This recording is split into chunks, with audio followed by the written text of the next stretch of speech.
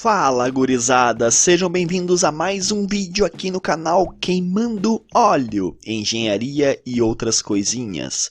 Eu sou o professor Luiz Roberto e já sabe, se não é inscrito, inscreva-se no canal, já deixa o seu like para dar aquela fortalecida, compartilhe este e os outros vídeos com os teus colegas, ative o sino de notificações para ficar por dentro das novidades e comentem. Todo o feedback é extremamente importante para melhorar a qualidade audiovisual do nosso canal. Sem mais delongas, bora pro vídeo!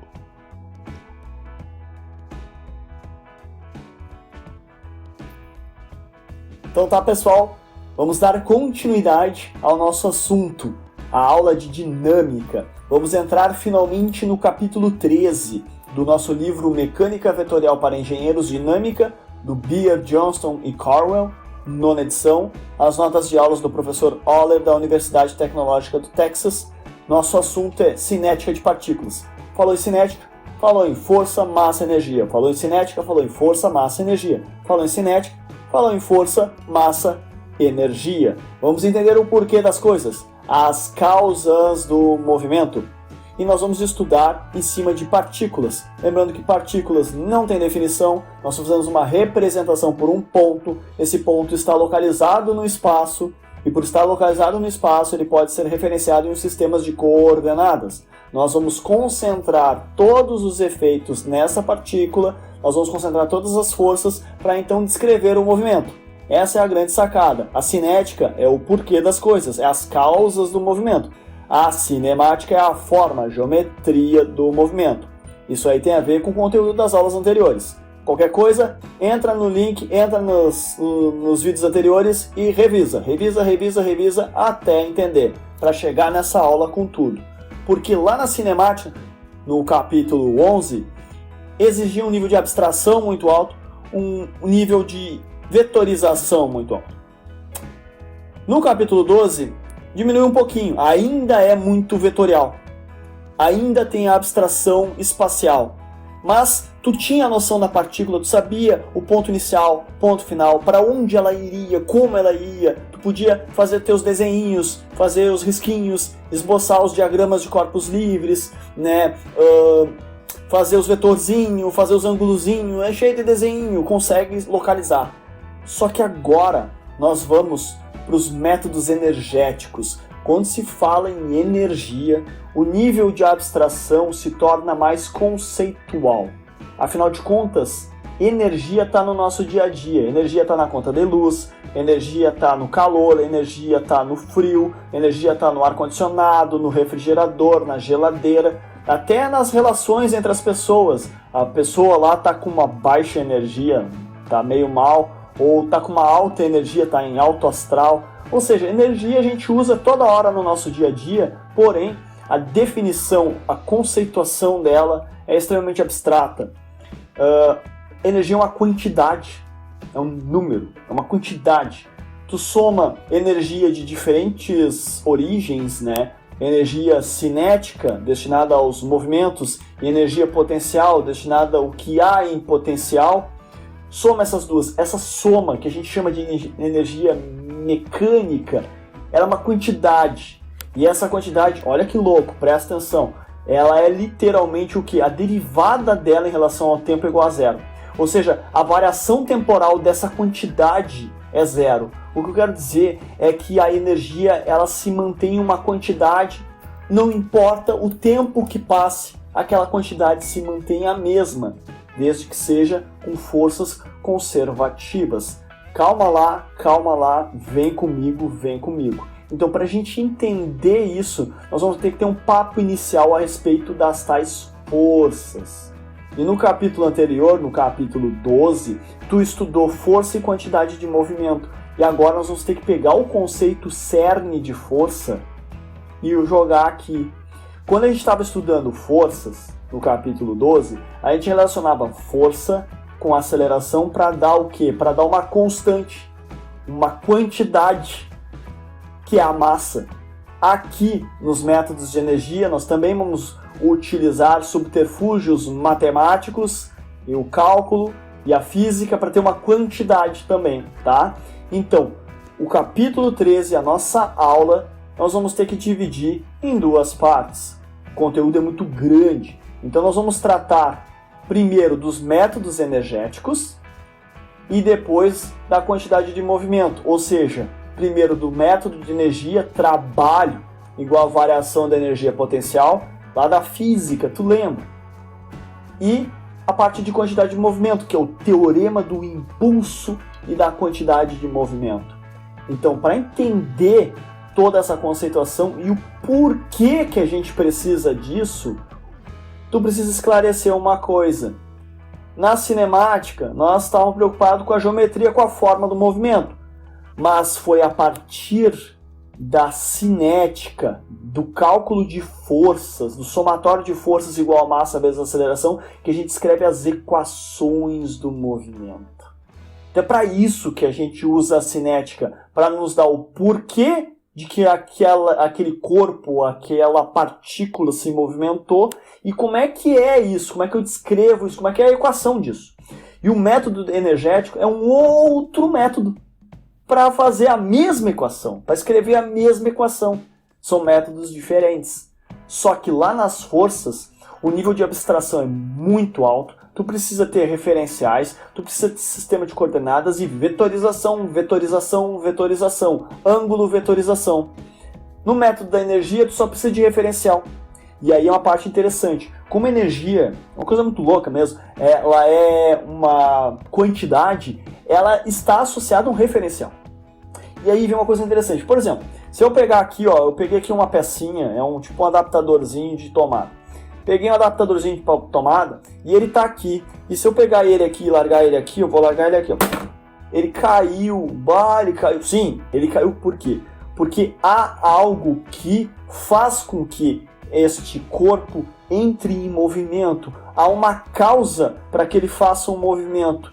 Como a gente está no planeta Terra, e como o planeta Terra está regido por um efeito da ação gravitacional e que aponta para o centro da Terra, um corpo, a uma dada altura, ele simplesmente vai cair até tocar ao solo. Ou seja, ele tem um movimento de queda livre, que a gente chama de movimento de queda livre, ele tem um movimento, e para ter esse movimento ele teve o quê?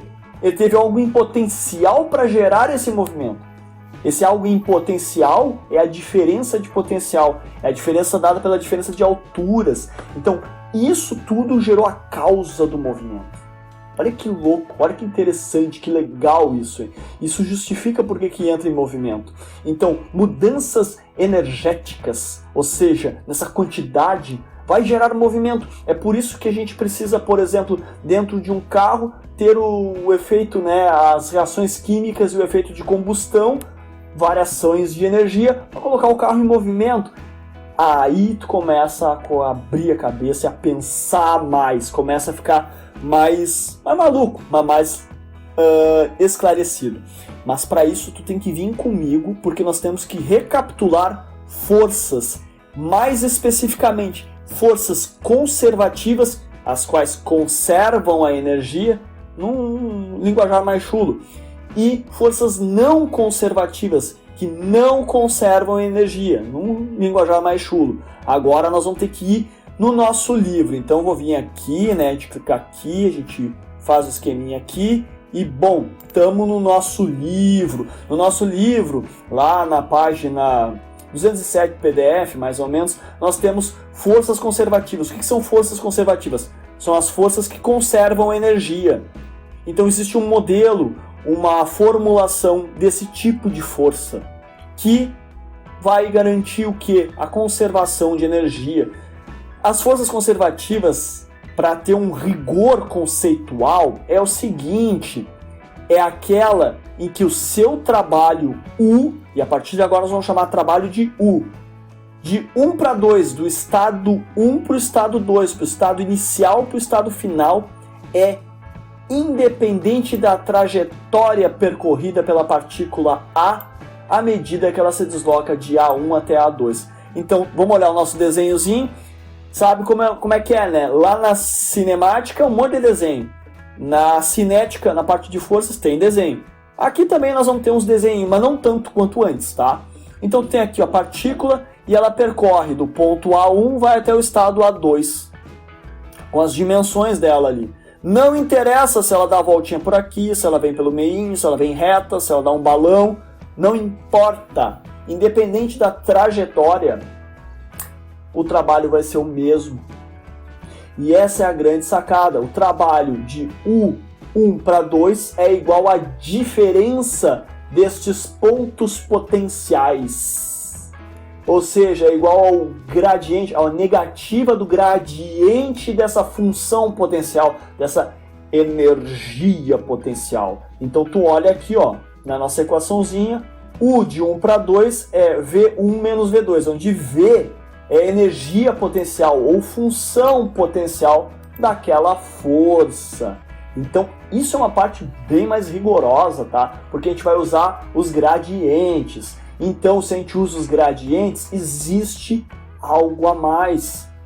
Nas forças conservativas, a integral cíclica do quê? O que é FDR? Trabalho é igual a zero. A integral cíclica do trabalho é igual a zero quando a gente está falando de forças conservativas. Lá da física, e aí tu tem que te lembrar da física clássica, física mecânica newtoniana, tu vai te lembrar que a força vezes o deslocamento vai te dar o trabalho. Se tu pegar a força e multiplicar pela velocidade, tu vai ter a potência. Então, força vezes deslocamentos, um F vezes um dr, vai dar o trabalho. E quando é força conservativa, presta atenção, a integral cíclica do trabalho igual a zero. Significa aquela piadinha clássica, o magrão pega uma caixa cheia desses adaptadorzinho, aí ele vai do segundo andar até o 15º e volta para o segundo. Qual foi o trabalho dele? Na ótica da física, o trabalho dele foi zero, porque ele voltou para o seu ponto de origem. Então, quando há uma integral cíclica, dá zero.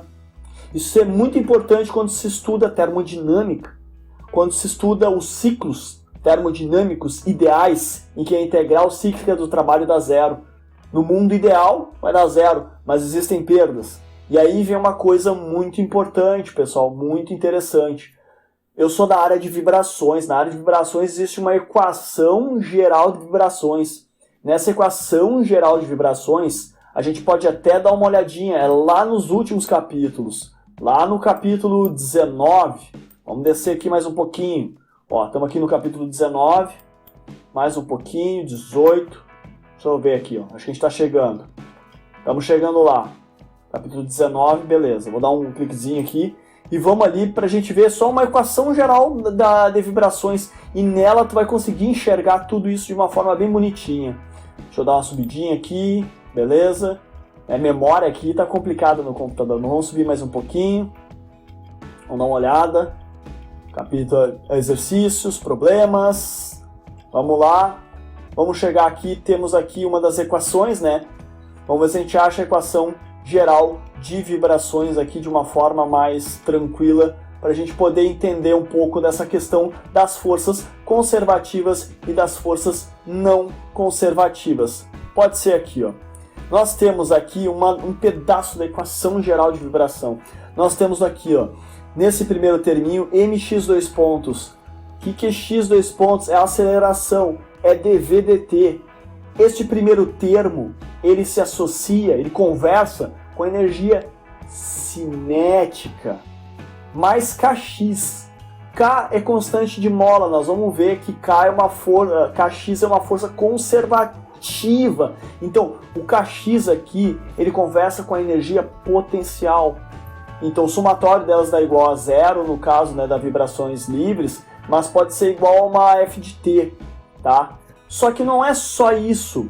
A equação geral de vibrações tem o termo mx dois pontos? Tem. Tem o kx? Tem. Mas tem um outro termo. A gente chama de cx ponto. Então a equação é mx dois pontos mais cx ponto mais kx igual a f de t.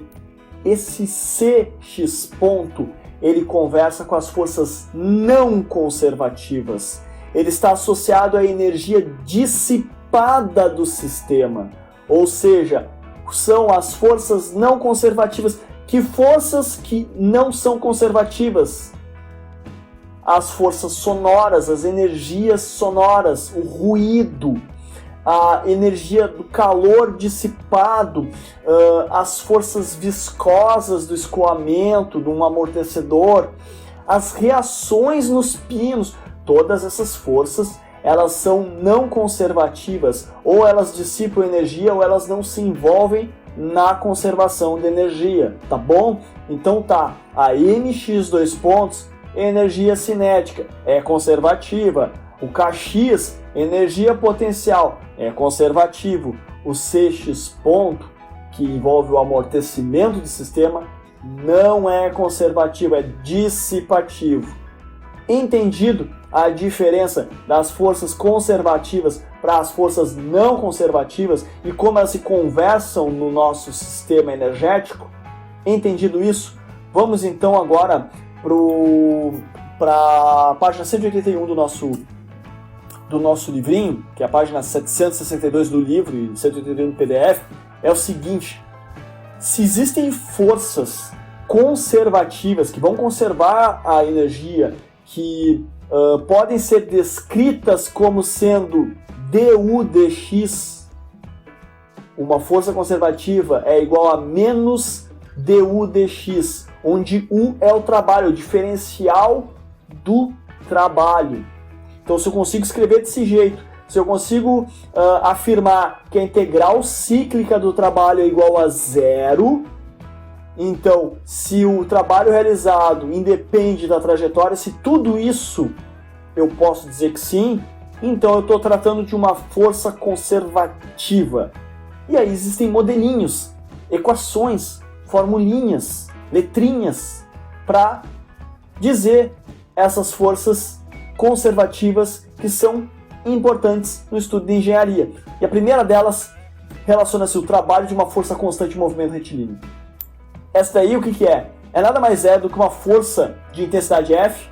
A gente tem aqui nosso desenhozinho, uma retinha aqui, origem, X, estado inicial, estado final da partícula. A gente pega e projeta ela para ter o cosseno e temos a famosa fórmula do trabalho, que diz o seguinte, que o trabalho de 1 para 2, do estado inicial para o estado final, é igual a F cosseno de ΔX, onde ΔX é o deslocamento de A1 até A2. Tranquilo? Pausa o vídeo, desenha e anota a equação, beleza? Tá bom? Vamos para a próxima? O outro modelinho é o trabalho da força da gravidade, da ação da força peso, a força peso W. Então existe assim um diferencial de trabalho, du, que é igual a menos o peso vezes um diferencial da altura. Aí vem aqui, ó, tu tem o desenhozinho maravilhoso, aí tu deduz, faz a integração e tu vai ter U do estado inicial para o estado final é igual a menos o peso vezes delta Y.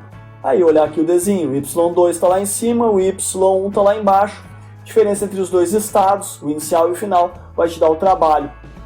Isso é importante, tá? É a nossa segunda força conservativa, que nós temos um modelinho bonitinho, tá? Então vamos lá, tem a terceira, o trabalho exercido por uma mola. Lembra lá na equação geral de vibrações? Tem o Kx. A força de uma mola é igual a Kx. O que é K? K é a rigidez da mola, é Newton por metro, é o quanto essa mola pode ser rígida ou pode ser mais macia, mais mole, para eu poder comprimir ou dilatá-la, né? Comprimir e estendê-la, tá? Então a mola é indeformada, aí eu puxo ela vai até um x1, eu posso dar um puxão maior, vai até um x2, ela vai e volta. Então a minha força é igual a Kx. Se eu pegar meu diferencial de trabalho igual a menos f dx, eu vou poder integrar. Vai dar menos kx dx, faz a integração, trabalho de 1 até 2 é igual a 1 meio do k, abre parênteses, x1 ao quadrado menos x2 ao quadrado. Beleza? Então, anota esse desenho, faz o desenhozinho, coisa mais linda e maravilhosa, anota a tua equaçãozinha, feito carreto. Também dá para tu ver em termos de gráfico, ó. Do estado aqui, tu tem a posição inicial da mola, a posição final da mola. Como a gente sabe que Kx é uma reta positiva, só para cá, a área desse gráfico é o trabalho. Então temos três forças. A força constante no movimento retilíneo, a força peso, que também ela tem a ver com uma linha reta, né?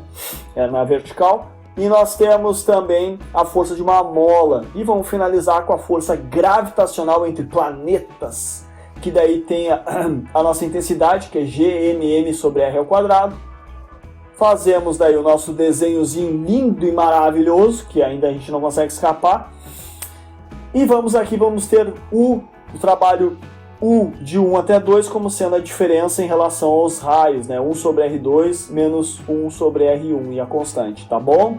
Então são as 4 forcinhas conservativas com modelos lindos e maravilhosos para nós utilizarmos nas nossas deduções do método de energia.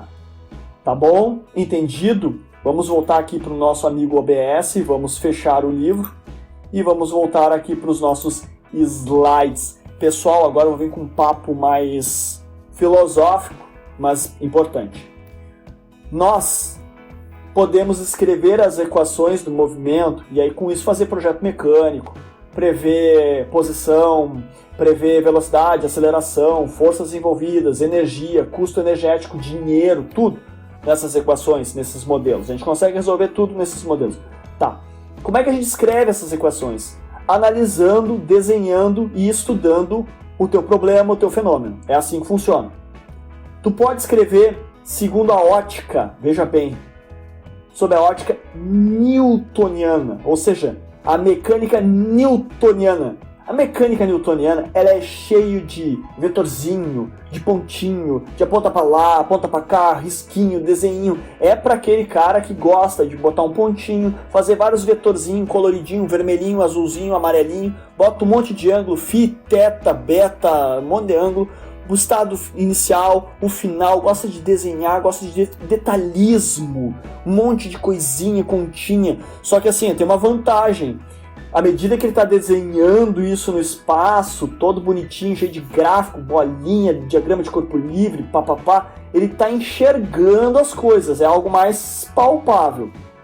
Essa é a mecânica mais clássica, a mecânica newtoniana, a mecânica vetorial. É a mais estudada, é a que todo mundo aprende. Mas tem outra. E eu vou falar para vocês, vou dar uma pinceladinha, vem comigo, uma pinceladinha do lado negro, do Dark Side. Tem o Dark Side e é bem melhor. Mas a gente tem que aprender muito a parte newtoniana, mas o Dark Side é melhor. Quem é o Dark Side? São os métodos baseados, né, na mecânica lagrangiana. A mecânica lagrangiana é baseada nos métodos energéticos e está pouco se lixando com as questões de orientação espacial e vetorização. O que interessa na mecânica lagrangiana é os estados iniciais e finais. É só o que interessa, é a questão energética. Só que para estar neste modelo da mecânica lagrangiana existe um custo, um preço a se pagar.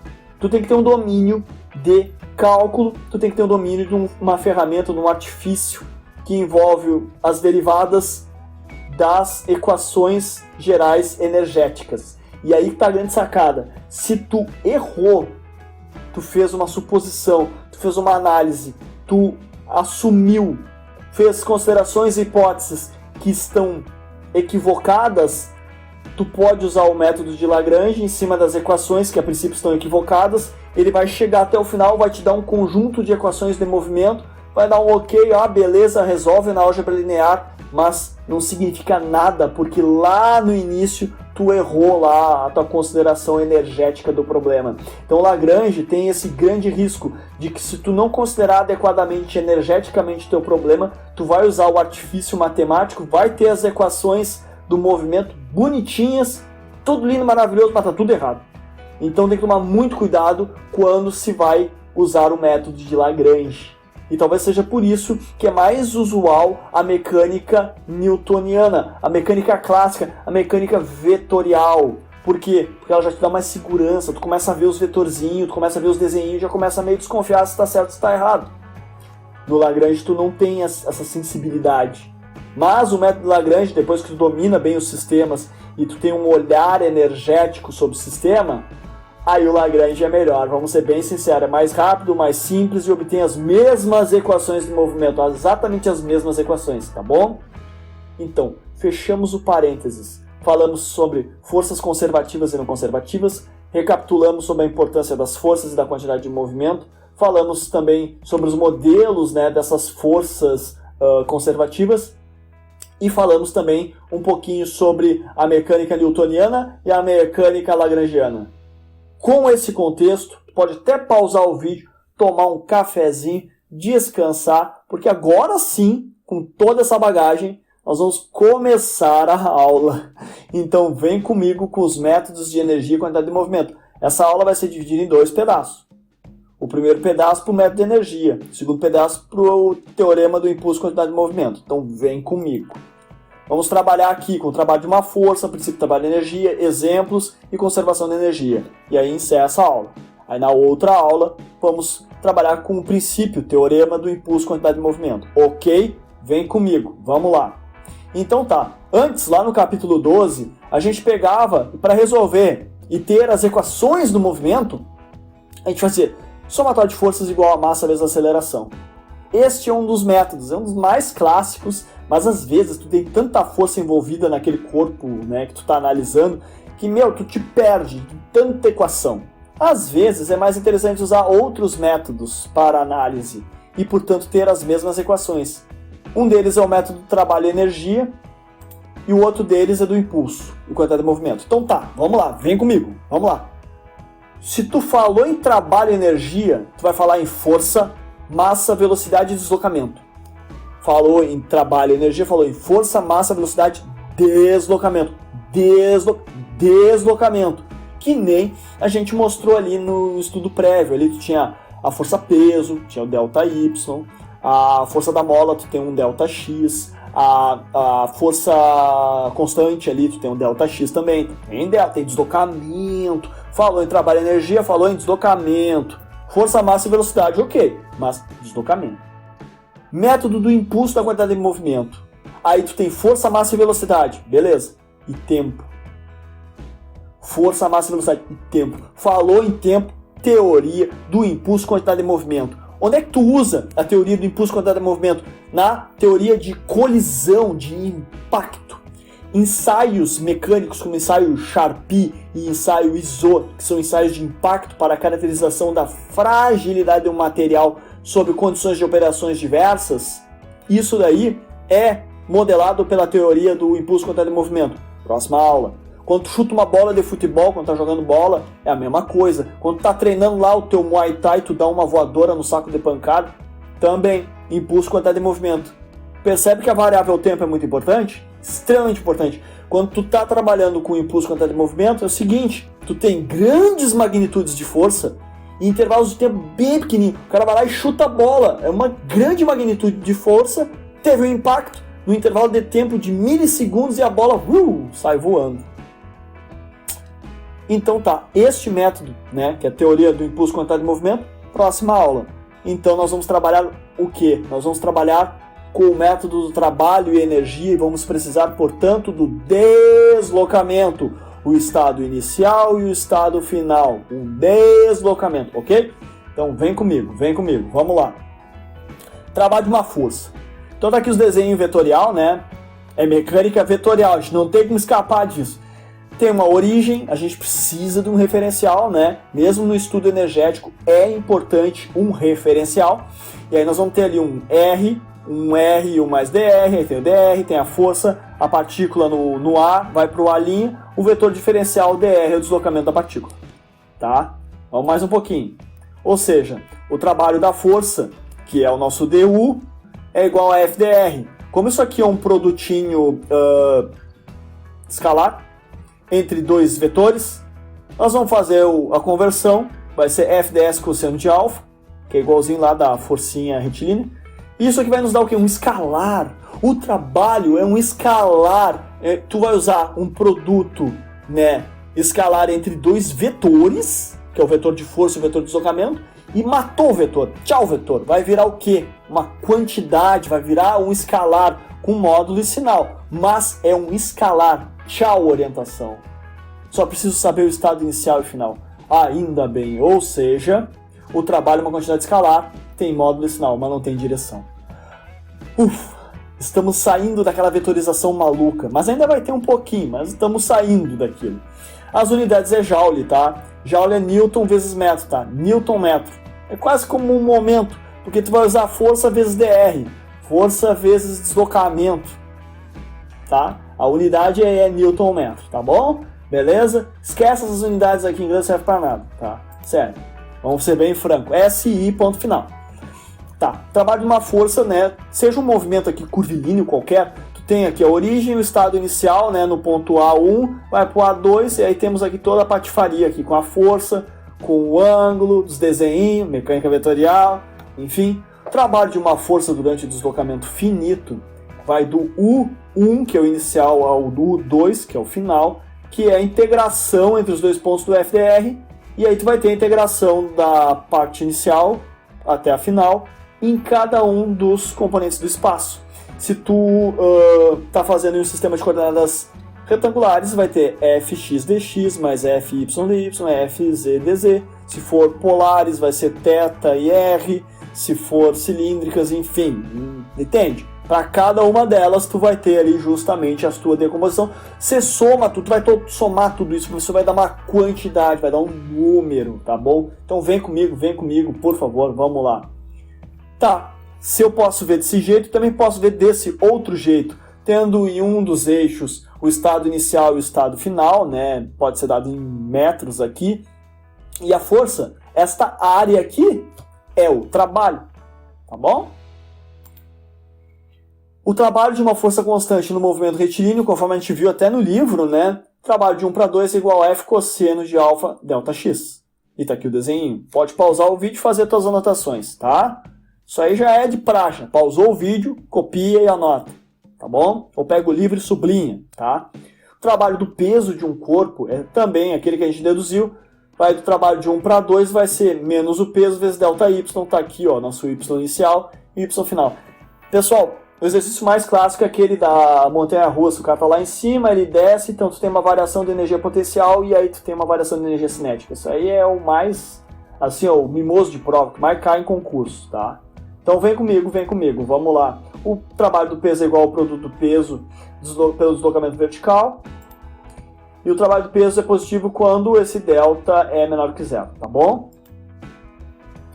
Também podemos chegar na força, então a gente já fez da força retilínea, constante. Fizemos do peso, agora nós vamos fazer da mola, mesma coisa, né? Sabemos que F igual a kx, jogamos aqui na equação, temos, portanto, na integração, né, do trabalho de 1 para 2, vamos ter 1 meio de k, abre parênteses, x1 ao quadrado menos x2 ao quadrado, beleza? Tranquilo, isso aqui tá bem tranquilo. E para finalizar depois, né, aí tem a questão da mola, quando é exercido, bababá. Se tu tem o gráfico, tu também pode fazer essa área do gráfico que vai dar o teu trabalho. Ok? Tá bom.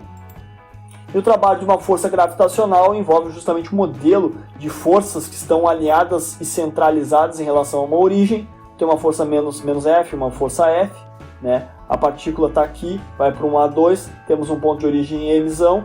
Faz aqui assim nosso equacionamento, trabalho de 1 para 2 é igual a GMM dividido por R2 menos GMM dividido por R1. É a diferença de 1 sobre os raios, tá? Beleza, tá tranquilo aqui. Vamos falar agora das forças que não realizam trabalho. Se não realizam trabalho, podem ser não conservativas, tá? E são as reações. Reação não faz trabalho, tá bom? Então, reação não faz trabalho. Reação no pino sem atrito não faz trabalho. Reação na superfície sem atrito, quando o corpo se move em contato com a superfície, sem trabalho. Reação em um rolete em movimento ao longo do seu percurso, sem trabalho. Peso de um corpo quando o centro de gravidade se move na horizontal. Tu tem aqui, tu tem uma ação se deslocando, peso na vertical se está deslocando para os lados, ele não realiza trabalho, te liga, tá? Tem que ter aquele cosseno de alfa. Se não tem o cosseno de alfa, matou o cosseno de alfa, deu o cosseno de alfa igual a zero, não tem trabalho. É só se lembrar disso, é bem tranquilo, tá? Vamos então agora para outra parte. Saímos do trabalho. Tá bem claro o conceito de trabalho. Trabalho é Newton vezes metro, Newton metro. Ou seja, ele é uma quantidade, é um escalar, é uma grandeza física. Relaciona o quanto de deslocamento e o quanto de força foi necessário para esse deslocamento. E a gente chama isso de Joule. Beleza? Segura ele, porque agora a gente vai no quê?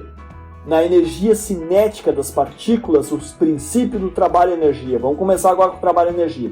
Então tá aqui o seguinte, Magrão, tu tem aqui tua trajetória, tu tem o teu estado inicial no ponto A1, tu tem o teu estado final no ponto A2, tá aqui o bichinho, tem uma resultante, uma força tangencial, uma força normal e um alfa.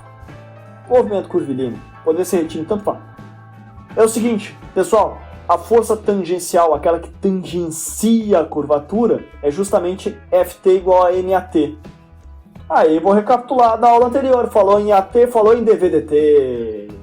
Então, a aceleração tangencial, dVdt. Por quê? Porque ela está juntinha com a tangente ali, está juntinha com a velocidade que é sempre tangente à curva. Velocidade tangencial sempre tangente à curva. Então tá, beleza. Então, F de Ft é igual a MAT, que fica M dVdt. Tá tranquilo?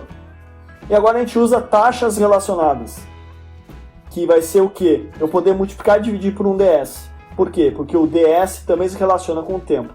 Ai, professor, taxas relacionadas, eu não consigo entender por que taxas relacionadas. Eu sempre falei taxas relacionadas, eu gosto muito da palavra taxas relacionadas, mas tem gente que aprendeu isso por um outro nome. Pessoal do cálculo, se não se lembra, que regra é essa aqui, pessoal? Uma famosa regra chamada regra da cadeia. A chain rule, a regra da cadeia, é a regra de taxas relacionadas. É que eu falo taxa relacionada porque eu estou utilizando a variável tempo. Uma regra da cadeia que cai na variável tempo é taxas relacionadas. Ok? Então vem comigo. Então meu F de Ft vai ser M dV ds ds dt. Vai ficar M V dV ds. Jogo ds para um lado, jogo dv para o outro, faz o que a gente chama de separação de variáveis. Integra nos estados e aí tu vai chegar numa loucura, cara. Tu vai chegar de um lado a integral, presta atenção desse lado, a integral do estado inicial, S1, para o estado final, S2, de FDS, opa, onde é que eu já vi isso? FDS, FDR, a gente viu ali atrás, isso aí é o trabalho, meu, é o trabalho de 1 para 2, é o trabalho U de 1 para 2.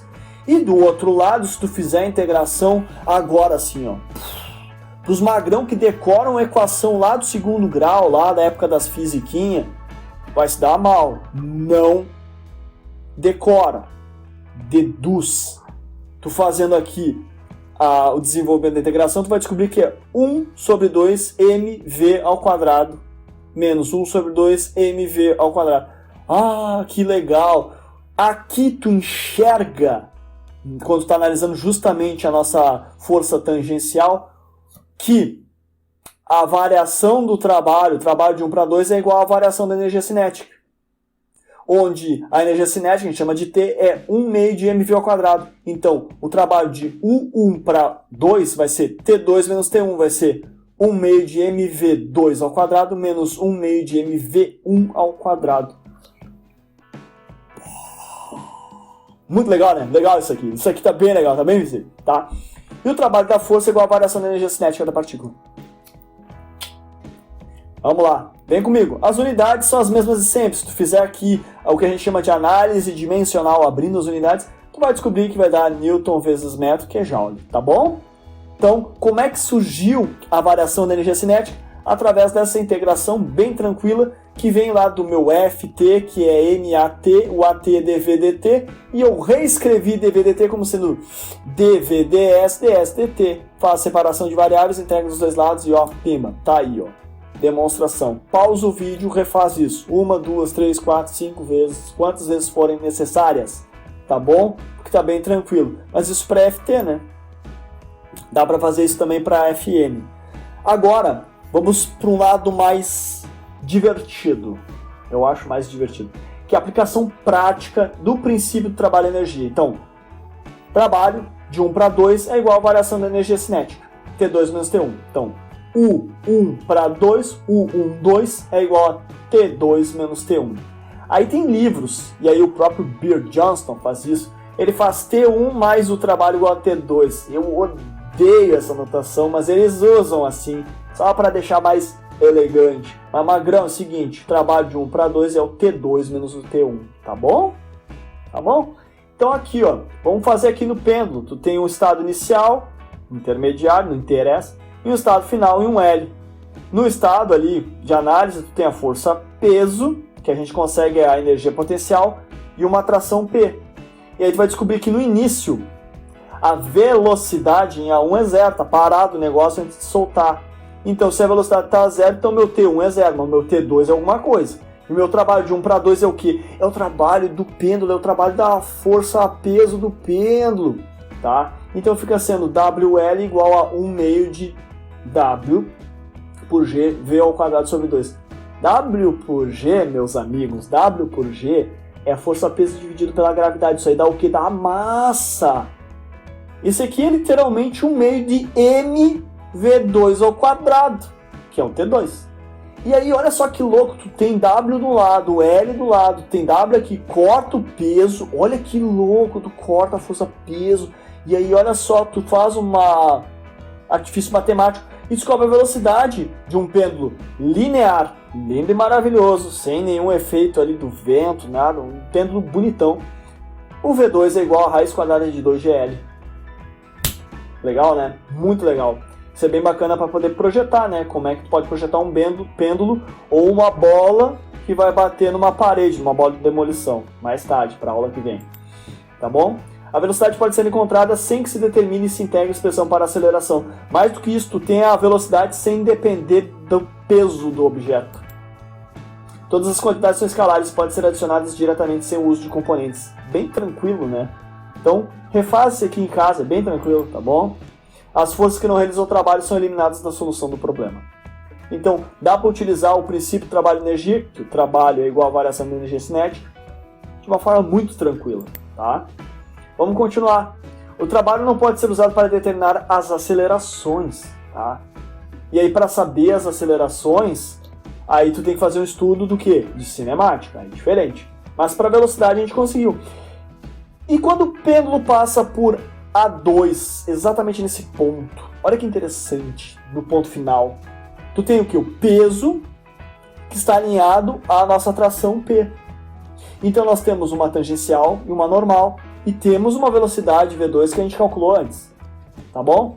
Aí a gente faz somatório de forças da normal igual a M a N, e a N, pessoal, o que é a N? Aceleração normal, que é V ao quadrado sobre L, V ao quadrado sobre R, V ao quadrado sobre raio da curvatura. Raio da curvatura que vai ser o L, tá?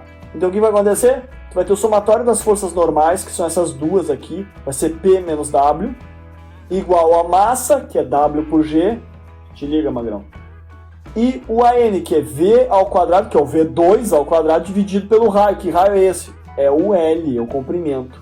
E aí tu resolve aqui, e temos aqui, ó, resolvendo algebricamente aqui, tu vai descobrir que o peso, ou seja, que a tração do cabo é 3 vezes o peso. Esse é o estudo do pêndulo linear, é bem tranquilo, bem legal, bem divertido para projetar, tá? E ele é utilizado justamente quando tu tem cabos extremamente rígidos e utiliza isso, por exemplo, com bolas de demolição, né? E dá para utilizar bem isso. Como é que deve ser a tração do cabo? É 3 vezes o peso da bola. Claro que é um pouquinho menos, né? Claro que pode ser um pouquinho mais, mas tá ali, tá bom, porque a gente está assumindo o quê? Que o sistema é linear, é tudo lindo e maravilhoso. Mas é uma boa aproximação, uma aproximação rápida, cara, para poder verificar, sabe? Então, vem comigo, vamos lá. Pausa o vídeo se precisar e refaça o exercício. O que mais que nós temos? Aqui, potência e eficiência. Bom, falamos do trabalho é f de x, né? Nada mais é do que f cosseno de alfa delta x. Potência é pegar o trabalho e derivar no tempo. Potência é duzão dt. Potência é f dr dt. F dr dt, pô, dr dt é v. E é aquilo que eu falei, potência é força vezes velocidade. E isso é uma coisa muito importante, porque assim, ó, tem uma galerinha, tá? Tem uma galerinha que faz engenharia mecânica, que às vezes se esquece que tu pode determinar a potência de um rotor pela velocidade angular dele e as forças exercidas. Sempre dá para resolver o problema de potência fazendo força vezes velocidade. Às vezes tu tira a velocidade da energia cinética lá da tua equação e aí tu tem a potência do teu sistema. Então, magrão, nunca te esqueça, potência é a variação do trabalho no tempo, ou seja, o DU dt, Uzão, tá bom? DU dt, potência, tá bom? E qual é a unidade? É watts, que é Newton vezes metro, que é o joule, por segundo, ok? Aí tem esses HP chato aqui, que até hoje cai aí em alguns sisteminhas, datasheets, que tu pega com unidades inglesas, mas o importante mesmo é usar em watts, tá bom? Certo? Então potência é DU dt, bem tranquilo, bem tranquilo. Claro que o teu DU pode ser o somatório da energia cinética com a energia potencial, e aí tu vai ter que derivar no tempo esses bichinhos, tá bom? Mas é bem tranquilo, tá? Vem comigo, vamos lá. E o que é eficiência? Eficiência é um adimensional que pega o trabalho de saída pela entrada. É o quanto tu tá ganhando lá na saída pelo quanto que tu tá dando de entrada. É a potência de saída pela potência de entrada. A tua eficiência é o quanto tu tá ganhando de dinheiro em relação ao dinheiro que tu investiu no início. E aí tu pode ser eficiente ou ineficiente, vai depender se vai ter um valor bom ou não, tá bom? Muitos sistemas mecânicos, a maioria, não tem eficiências altas, as eficiências são bem baixas, tá? Porque existe uma coisa chamada perdas de carga, existe uma série de ciclos ideais e ciclos reais. Olha, pessoal, a eficiência é um problema sério, um problema de estudo muito grande. Para ter sistemas mais eficientes é bem difícil. Eficiência 100% está fazendo uma afronta na física. Existem alguns casos muito específicos, teóricos, que talvez, quem sabe, com muita dedução, tu dá o braço a torcer para se aproximar do 100%. Na eficiência 100%, não me vem com essa, tá? E ela é baixa, tende a ser muito baixa. Então, pequenos ganhos, uma eficiência de, sei lá, de 10%, foi para 11%, cara, é uma comemoração. Sério, é muito. Mudar de 10% para 11% é muito. Vamos nessa. Então, vem comigo. Vamos para um exemplo bem simples. 13.1. Já estamos mais ou menos do meio para o fim da nossa aula. O automóvel pesa 18 mil newtons, impulsionado com uma inclinação de 5 graus, tem uma velocidade de 96 km por hora. Esse K aqui tá me deixando louco, porque tem que ser um K minúsculo, né? K maiúsculo é Kelvin, quando os freios são acionados. Aí tem uma frenagem de 6.750 newtons. Determinar a distância percorrida. Então olha só que interessante, a distância de frenagem pode ser obtida pelas energias envolvidas no sistema. Vamos lá? Então vem comigo. Vamos avaliar a energia cinética e vamos precisar do trabalho. É bem tranquilo, tá? Vem comigo. Tenho a minha velocidade, converto para metros por segundo. Tenho uma energia cinética inicial, porque já estava em movimento. Calcula, deu isso aqui em joules. Vamos determinar a distância, precisamos do trabalho. Para ter o trabalho, temos que fazer o quê? Diagrama de corpo livre para entender as forças envolvidas no processo. Então, temos uma força aqui que faz trabalho. Temos também uma componente que faz trabalho. E temos outra força. Temos uma força que faz trabalho e a componente que faz trabalho. E aí chegamos no nosso resultado. Tá? Tem uma delas que não faz trabalho, que é a normal aqui. Ela não faz trabalho, ok? É a componente dela que faz trabalho, na direção do movimento, que é ao longo do X, ok? E aí tu vai usar o princípio de conservação de energia, que é a variação do trabalho igual a variação de energia cinética. Joga aqui dentro e vai resolver o problema para descobrir X. E aí tu vai obter um X de 126 metros. Pessoal, para quem trabalha na parte de perícia, marcas de frenagem e acidentes de trânsito, é direto o uso do princípio da conservação de energia, do princípio de trabalho e energia, é direto isso aqui. Muitas vezes, tu tem o X pela marca de frenagem do cara, ou da distância, mais ou menos, onde teve o impacto. E aí tu vai descobrir a velocidade do magrão, se o magrão estava ou não acima do limite. E não precisa fazer muita conta mesmo. Mas tem que ser mais precioso. Não, se com condições ideais, a velocidade que o cara teve, sei lá, estava numa velocidade de 320 km por hora, magrão, já era, tu já está desrespeitando as leis do trânsito. Não importa se eu idealizar ou tornar um problema cada vez mais complexo, a ordem de grandeza já passou dos 300, cara, já era, não tem o que discutir. Se no mais básico, ou seja, no princípio do trabalho e energia, tu já está a 320, não é eu fazendo alterações e inserindo outras forças birutas que eu vou mudar muito. Vai dos 320 para os 306.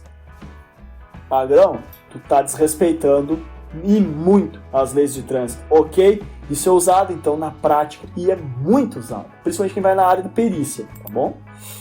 Aí tem aqui as velocidades finais, que ele parou, né, que é V2 igual a zero, energia cinética igual a zero, a final. Outro exemplo, 2 blocos unidos por um cabo, aí tu vai ter uma tensão aqui, outra tensão aqui, né? Movimento dependente, tem que ter equação de acoplamento, é cheio daqueles troços.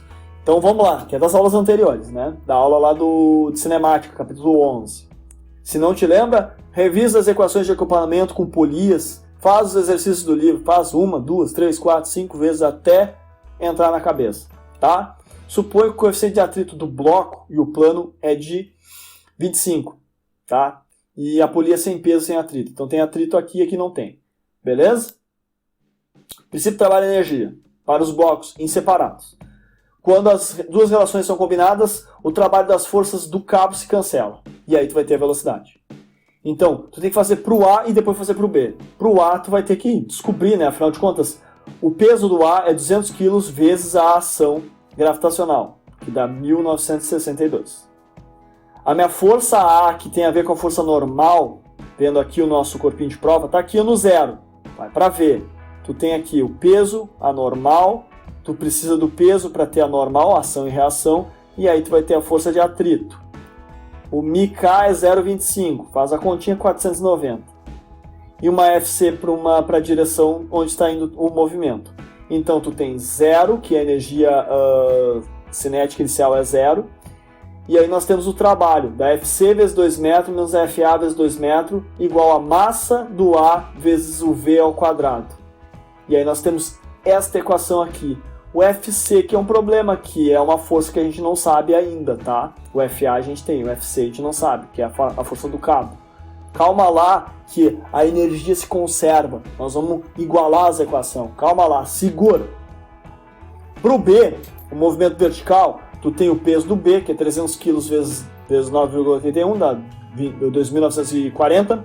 Vamos de novo usar o princípio, né, da conservação de energia. O inicial está parado, então a energia cinética inicial é 0. E o trabalho é menos FC vezes 2, mais o peso vezes 2, igual a 1 meio de mb v ao quadrado. E aí nós temos mais uma equaçãozinha aqui, ó, menos FC mais o catatal. E nós temos essa equação do A, que é o FC mais o catatal. Se eu pegar as duas equações e somar elas, por exemplo, o que vai acontecer? Esse 2FC vai cancelar com esse menos 2FC. Eu vou somar esses dois bichos, e vou obter uma equação para achar o V. Então eu pego este bicho e igualo a esse, ou eu pego esse bicho e somo com esse. Tem que resolver o meu sisteminha de duas equações, tá bom? Em duas incógnitas. E aí, resolvendo, ele literalmente fez a soma aqui, deu uma velocidade de 4,43 metros por segundo.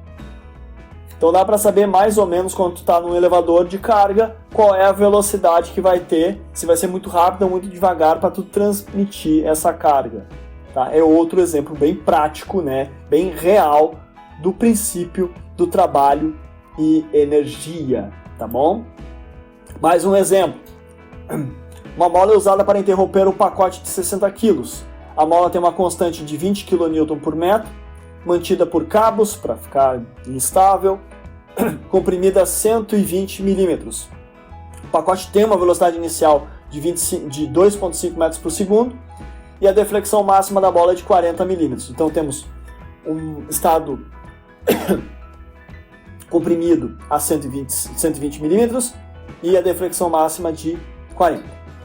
Tem que determinar o atrito cinético e a velocidade do pacote. A questão do atrito é preciosismo, mas dá para calcular. Mas o importante mesmo é a velocidade do pacote, depois que ele passa da posição de 600 milímetros, tá bom? Então vem comigo.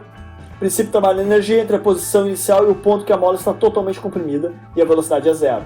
Então existe um momento que tu tem a velocidade inicial, tu tem um T1, mas o teu T2 lá a velocidade é zero. Vem comigo. Aplica o princípio de trabalho de energia para o retorno do pacote. Não se conhece apenas a velocidade posicional, a velocidade da posição final. Então vem comigo.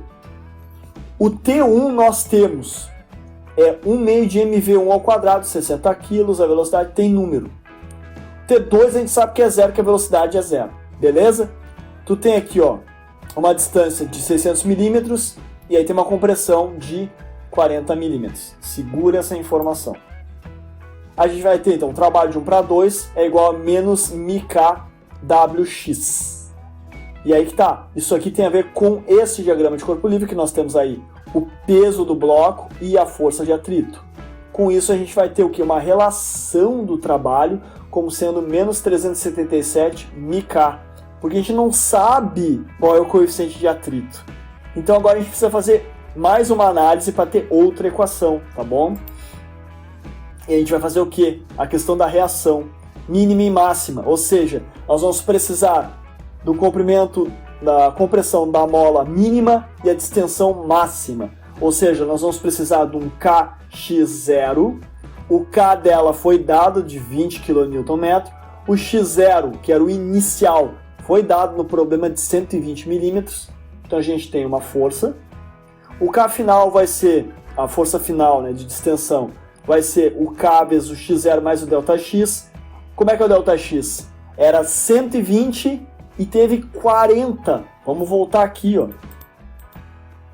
120 e deflexão máxima de 40. Então partiu de 120 e defletiu 40. Então foi 160 milímetros. Cuidado nisso.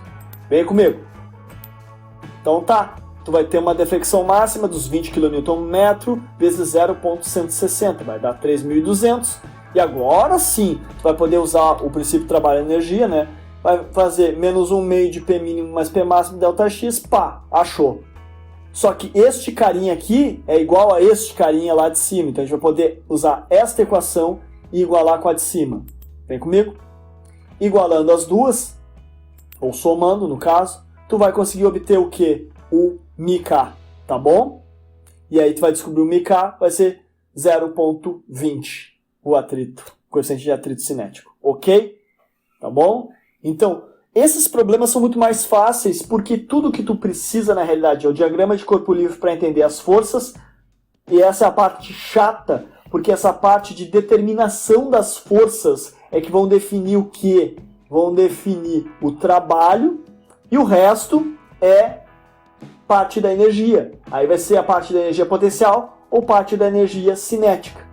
Tu vê que o cálculo da energia é tranquilo, é as velocidades e o estado inicial e o estado final. O que dificulta é o diagrama de corpo livre e as forças que realizam trabalho. Essa é a parte mais difícil, tá bom? Então vem comigo. Ao aplicar o princípio de trabalho de energia, né, tu pode obter mais uma etapa, né, de energia, né, depois que ela bateu, ela volta, né, e aí tu consegue calcular a velocidade, e aí tu consegue ter o trabalho de 2 para 3, que vai ser o trabalho de 2 para 3 final, mais o 2 para 3 da parte elástica, e aí com isso tu vai ter o quanto de trabalho foi realizado. E com isso tu vai poder fazer de novo o princípio de trabalho de energia para ter a velocidade de V3. Então tu tem V1 para V2, aí ocorre, impacta, faz a compressão e volta. Então são duas vezes nesse problema, tá bom? Pausa o vídeo, olha os slides, vai devagar, copia, refaz 1, 2, 3, 4, 5 vezes até acertar. Não é muito difícil não, é só uma questão de analisar as informações dadas no problema, tá bom? Vem comigo. Esse aqui é um dos últimos exercícios, tá? É o exemplo em que nós temos uma variação de energia potencial, um raio de curvatura, mais uma altura. Então um carro com 9.000 newtons parte do repouso no ponto 1, se move, determine as forças e o valor mínimo de segurança do raio de curvatura, senão o cara se descola e voa, tá bom? Então isso é bem interessante, não precisa ser um trenó, pode ser qualquer tipo de movimento de carga, é interessante saber qual é o raio de curvatura para que o cara não seja lançado, tá bom? Então vem comigo. Aplicar o princípio de trabalho de energia no ponto 2, aplicar a segunda lei no ponto 2, aplicar o princípio de trabalho de energia no ponto 3, e aplicar a segunda lei no ponto 3 para ter as forças. Vem comigo. Então vamos lá no ponto 2. Nós vamos ter a energia cinética inicial como sendo 0, a energia cinética final como sendo 1 meio da massa V ao quadrado sobre V ao quadrado do... O sobre 2 já está aqui.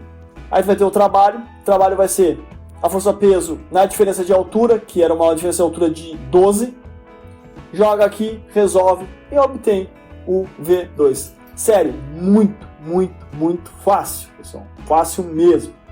Agora a gente aplica a segunda lei de Newton lá no ponto 2 com as forças normais, ó. Tem a reação normal e o peso igual a M a N.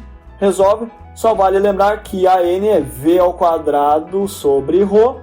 Joga aqui dentro e vai descobrir qual é a força. Tá bom? Certo? Agora é o seguinte. Aplicar o trabalho de energia no ponto 3, agora aqui. Então vai do 2 para o 3. Então temos trabalho do 1, o 1 para o 3. Mesma coisa, de 0, a gente consegue descobrir então que temos uma diferença de altura de 12 até 4,5. E aí vai dar 7,5. Resolve, tem o V. Bem tranquilo. Enquanto que aqui dava 0 a diferença, né? Aqui vai dar a diferença de 12 menos 4,5. Aplico de novo. Lembrando que a N é V ao quadrado sobre ρ, lembrando que o ρ não é o mesmo ρ de antes, o V não é o mesmo V de antes, nós estamos neste ponto. E a gente vai descobrir que o ρ 3 tem que ser de 15 metros, tá bom? Energia potencial. Vamos lá, mais um pouquinho. Vamos trabalhar então na questão da energia potencial no que diz respeito ao trabalho da força da gravidade, que é o trabalho da força-peso. Trabalho de 1 para 2 é a força-peso vezes a diferença das alturas, ok? Esse trabalho independe do caminho seguido, porque é força conservativa. E isso aí nos dá o quê? Energia potencial. Então, o trabalho de 1 para 2 é a variação da energia potencial. Segura essa informação. Escolhe-se os dados a partir dos quais a elevação y é medida arbitrariamente. E as unidades de trabalho é a mesma de sempre. Então, esse aqui é um slide de recapitulação, tu já sabe. Mas é bom que tu guarde exatamente isso. Trabalho de 1 para 2 é a diferença das energias potenciais, ok? Isso aqui é força conservativa. Então vamos comigo. Trabalho da força exercida por uma mola. Também energia potencial. Variação de trabalho, 1 meio de kx, parênteses, x1 ao quadrado menos x2 ao quadrado. Beleza? Tranquilo. Ou seja, mais uma força conservativa. Portanto, a gente consegue escrever a variação da energia da constante da mola como sendo a energia potencial. Então, energia potencial de 1 para 2 é a variação da energia, trabalho de 1 para 2 é igual à variação da energia potencial de 1 para 2, energia potencial 1 meio de kx ao quadrado. Forças conservativas. Observe que a expressão anterior, para ver, só é válida se a deflexão da mola é medida da sua posição não deformada. Então parte-se sempre da posição não deformada, que a gente consegue calcular direitinho a diferença dos x's, né? Vamos lá. Forças conservativas, para a gente estar finalizando a aula, recapitulando. Forças conservativas, integral cíclica do trabalho igual a 0, não depende da trajetória, não depende do caminho seguido e conserva a energia. Essas são as forças conservativas. Quais delas? A da mola, a força-peso, uma força retilínea, uma força de ação de algum campo eletromagnético, campo elétrico, campo gravitacional, campo térmico. Esses todos são forças conservativas. Forças não conservativas dissipam energia. Energia sonora, ruído, calor, energia de amortecimento viscoso. Essas são não conservativas, tá? E vão depender do caminho, então. Vão depender sim da trajetória. Tá bom? Para qualquer força conservativa aplicada sobre o caminho fechado, a integral cíclica do trabalho é igual a 0. O trabalho elementar correspondente vai ser sempre o quê? O nosso gradiente daquela função, negativo. Ou seja, nós vamos ter que a força é menos o gradiente da função potencial. Ou seja, que F é igual a menos du dx, se for unidimensional. Passa o dx para o lado de lá, integra o du e o dx dos dois lados, tu vai ter a fórmula do trabalho, que trabalho igual a força vezes delta x. Entendeu? Bem tranquilo. Agora vamos para a conservação da energia. O trabalho de uma força conservativa vai permitir a conservação da energia. O conceito de trabalho e energia. Então, trabalho de uma força conservativa, trabalho de 1 para 2 é a diferença das funções potenciais, das energias potenciais. E do trabalho e energia, trabalho é igual à variação da energia cinética. Então, para um pouquinho. Trabalho de uma força conservativa é variação da energia potencial. E trabalho e energia quer dizer que trabalho é variação da energia cinética. Então, a variação da energia cinética é igual à variação da energia potencial. Pimba! Vamos fazer os dois, segue que os dois são constantes. E quando uma partícula se move sob uma ação de força conservativa, a energia mecânica total é constante. E voltamos no início da aula, que a soma da energia cinética com a energia potencial nos dá uma quantidade, e essa quantidade é constante. Não importa a variação do tempo, dane-se, vai ser sempre se conservar, sempre vai ser constante. E este é o princípio da conservação da energia, que é o trabalho de uma força conservativa, que é a variação potencial, é igual ao conceito do trabalho de energia, em que o trabalho é igual à variação da energia cinética. É isso que eu quero que vocês aprendam na aula de hoje. E isso nos dá o quê? O porquê das coisas, o porquê de que essa pecinha vai cair para cá e vai se movimentar, tá? Isso nos dá os porquês das coisas, tá bom? Então aqui nós temos uma exemplificação num pêndulo, tá? Dá pra gente seguir com o equacionamento aqui. As forças de atrito não são conservativas, elas dissipam energia. Força de calor dissipa energia. Força viscosa dissipa energia. Força sonora dissipa energia. Porque tudo isso aí são energias dissipativas. Portanto, não são conservativas. Portanto, elas diminuem ou aumentam aquela quantidade da energia mecânica. Entendeu? Ela vai ter alguma perda ou algum ganho, mas vai ter alguma coisa que vai mudar o quê? Aquela quantidade que era para ser conservada, ok? Muito tranquilo, tá? Energia mecânica é dissipada pelo atrito em energia térmica. A energia total é constante, mas a energia mecânica total, né, do sistema pode diminuir quando tem um atrito, mas quando nós estamos em forças conservativas, a energia mecânica total é constante. Isso é importante. Estamos num mundo de forças conservativas. A energia mecânica total é constante. Não tem forças conservativas, tem um atrito enchendo o saco. A energia mecânica pode diminuir, pode aumentar, pode diminuir. Ela não é constante. Mas a energia total do sistema, aí sim, meu amigo, é constante. A energia total sempre vai ser constante, tá? Que é o princípio de equilíbrio, tá? Mais um exemplo, né, do nosso colarzinho, né? Um colar de 90 newtons desliza. Né, a mola unida no colar tem um comprimento deformado de 10 cm, constante de mola de 540. Se é soltado do repouso, ele vai e desce, determina sua velocidade. É agora usar o quê? Energia potencial elástica com energia cinética. Bem tranquilo. Estados antes e depois, tá? Princípio de conservação de energia da posição 1 e 2. Energia elástica com potencial gravitacional. E deu. Resolve para os dois e acha a velocidade, tá? Então na posição 1 tu vai ter justamente o que?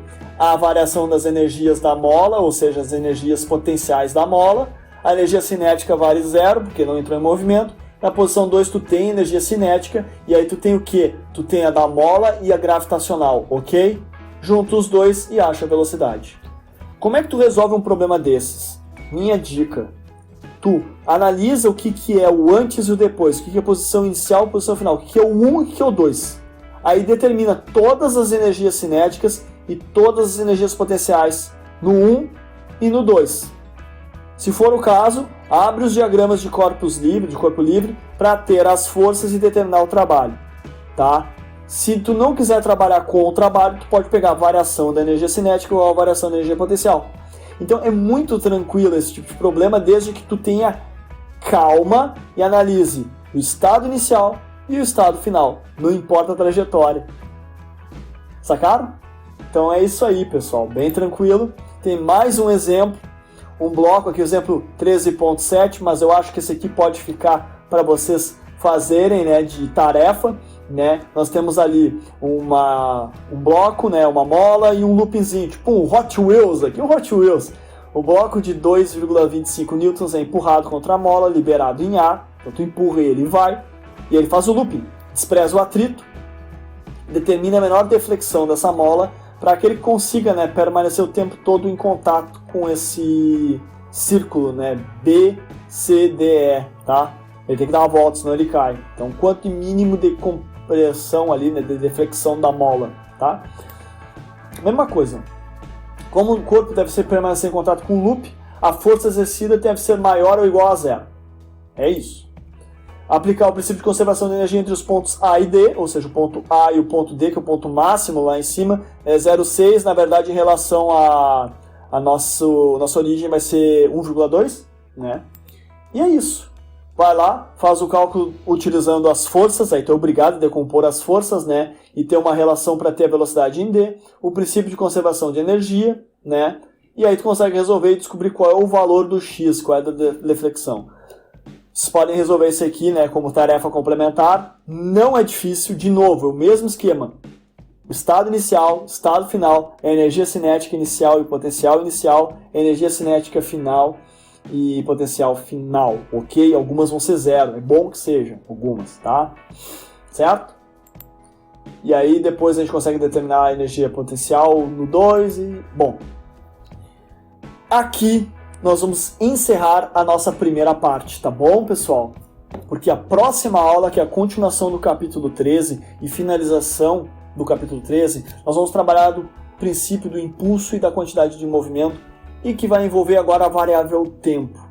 Até então, ali na conservação de energia, até então ali o importante era o que? Os deslocamentos. Na energia potencial, as alturas. No trabalho ΔX, era importante o que? Deslocamento. Agora aqui, para a próxima aula, o importante vai ser o tempo.